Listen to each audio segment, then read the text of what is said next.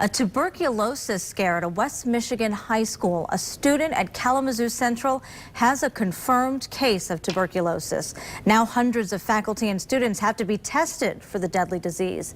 Tonight, 24 News 8's Tom Hillen is in Kalamazoo talking with health officials about what you need to know.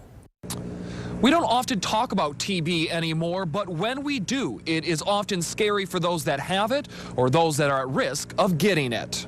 Tuberculosis sounds kind of like this, disease from a past century, but it still does exist. But health officials say it's not that common. Last year, there were around 140 cases in Michigan.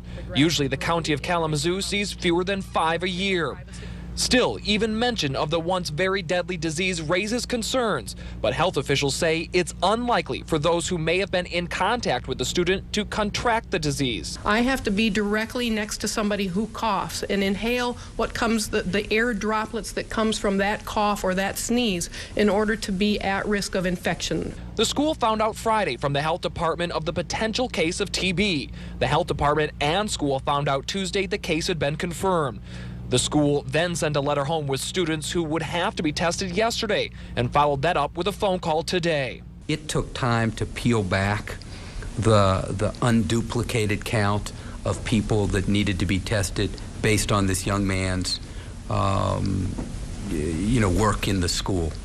So there was a period of about 24 hours when we were really putting that list together. Now come Monday, around 300 students and staff at Kalamazoo Central High School will undergo TB tests to see if anyone else in the school does in fact have the disease. Well, those students and staff will undergo a skin test here on Monday. If any of those do test positive, they will undergo a more conclusive chest x-ray, which will better determine if they do have the disease. But again, health officials expect to find very few, if any, cases at all. In Kalamazoo, Tom Hillen, 24 Hour News 8.